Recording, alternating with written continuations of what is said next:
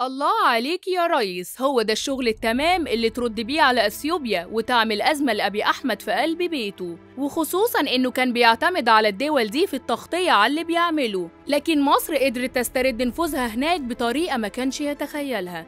إيه اللي مصر عملته في أفريقيا وإزاي ده بيربك حسابات أبي أحمد؟ كل ده وأكتر هتعرفوا في التقرير ده من 3 دقايق.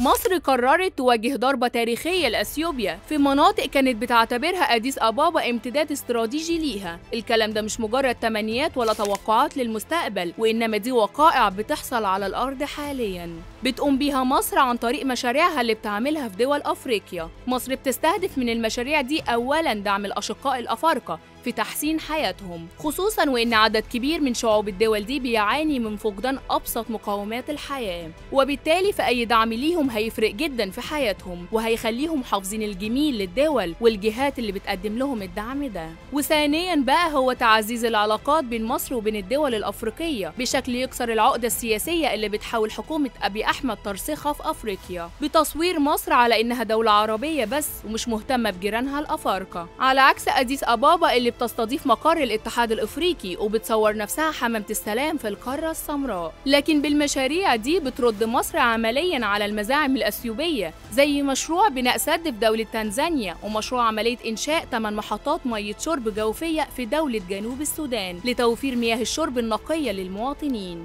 واعلن هاني سويلم وزير الموارد المائية والري ان الوزارة وبالتعاون مع نظيرتها في جنوب السودان نفذت 20 محطة مياه شرب جوفية مزودة بالطاقة الشمسية بتخدم حوالي 100,000 مواطن.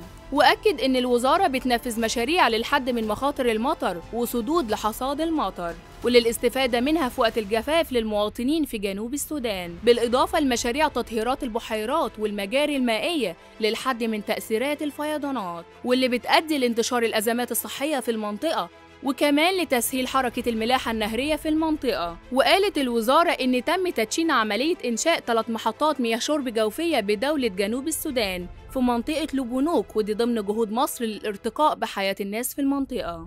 كل ده بقى بيحبط مخططات أبي أحمد في السيطرة على القرار السياسي للدول دي، خصوصاً في ملف سد النهضة اللي بتبنيه أثيوبيا على نهر النيل، واللي بيحاول أبي أحمد ياخد دعم سياسي منهم لمواقفه المتعنتة مع مصر والسودان، ورفضه للتوقيع على اتفاق ملزم باحترام حقوق مصر التاريخية من النيل. وبالتالي فكارت التنمية في أفريقيا يعتبر من الأوراق الرابحة جدا للرئيس السيسي في ملف سد النهضة، واللي هيوفر له تعاطف ودعم سياسي وقبول منهم لأي قرار ممكن مصر تاخده في المستقبل لإلزام أثيوبيا بالحفاظ على حقوقنا المائية.